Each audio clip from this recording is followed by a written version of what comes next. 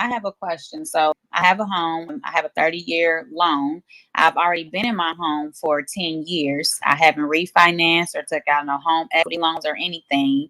But I'm trying to determine quickest way to pay off my home. My youngest child has 4 years left of high school. So my plan is to have it paid off as quick as possible, to possibly like one, move out of state when he's finished, or to actually rent it out and to start working on my second home.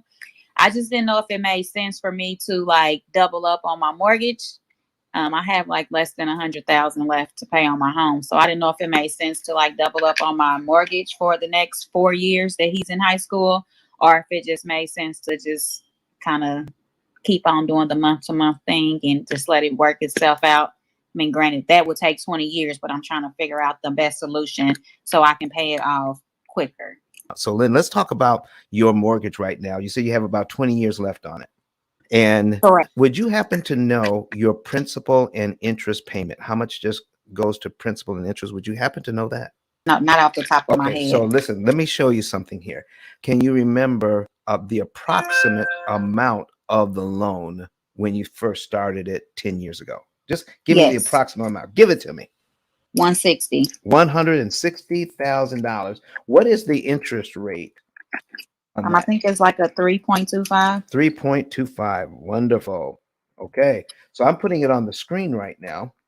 And what we have is a principal and interest payment of $696.33. If you're paying taxes and insurance with your payment, then that is added on to your payment. But the principal and interest payment is right around $696.33. Does that sound about right? Correct. Okay, so now the total amount of interest that the bank wants on that is $90,000 in interest. $90,678.80. So you said 10 years in? Correct. That's 120 payments. So we're going to scroll down to 120. Boop, boop, boop. Okay. That means out of the 90,000, you've paid about half the interest already. You paid about $46,000 in interest while paying your mortgage down by You've paid down your mortgage by about $37,232.91. That is what I call potential equity. All right. Because you paid down your loan by that much. Let me ask you, if you're working really hard to pay down your loan by $37,000, how fair is it to pay $46,000 in interest on top of that? I don't think it's fair to pay interest at all. It is not fair. Let's see what we can do about that. So, in other words, you have about half the interest left to pay.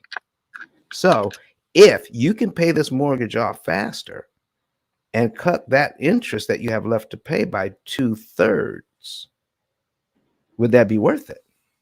Okay. Yes. So, let's take a look at that. So, on average, I'm just talking averages here because everybody's situation is different. Okay. But if we have about 45,000 left, we divide that by 3.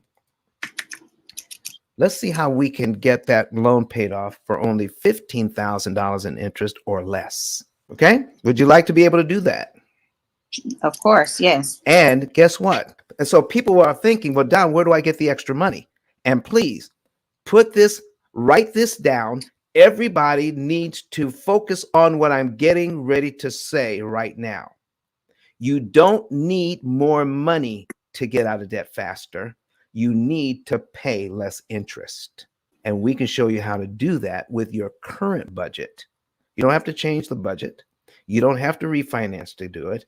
And you don't have to sacrifice lifestyle, meaning you don't have to go anywhere. You don't have to drive a 30-year-old car. You don't have to say, oh, we can't get our hair and nails done anymore. We got to take all of that money that we would have spent on these things and throw it at the debt. That is not the way to do this. You want to be more strategic about it. And we can show you exactly what to do, how much money to move, what month to move it in, what day of the month to move it on, by using a program that's sort of like GPS for your money. That tells you exactly what to do and when, and then you can get out of debt faster with your current budget because we're showing you how to disrupt the bank's timing which makes it impossible for them to charge you all of that interest. So, yes, if this is your situation, you most certainly can benefit by using an interest cancellation strategy. What do you think? Yes. Now, I can't give you exactly what to do because I don't know enough about your situation, Lynn. But if you would like to have what we call a savings report, you can go to ICE10K.com. That stands for Interest Cancellation Expert. That's ICE, the number 10, and the letter K for all of you who are on audio streaming. And then 10K.com. And then find the button that says Get a Savings Report. Click on that, fill out the information, and someone from my staff will give you a call back and verify that information. Okay? Okay, that works. Thank you. You're welcome. But Don has some valuable information that can contribute to the quality of a person's life. And it only costs you a few dollars. It's his book. Why not get that? I'm going to go through the P.I.L.L method myself with some of my investment properties. So I'm going to link up with Don, and then I'm going to sit down with him, show him my investment portfolio, and see how I can eliminate interest.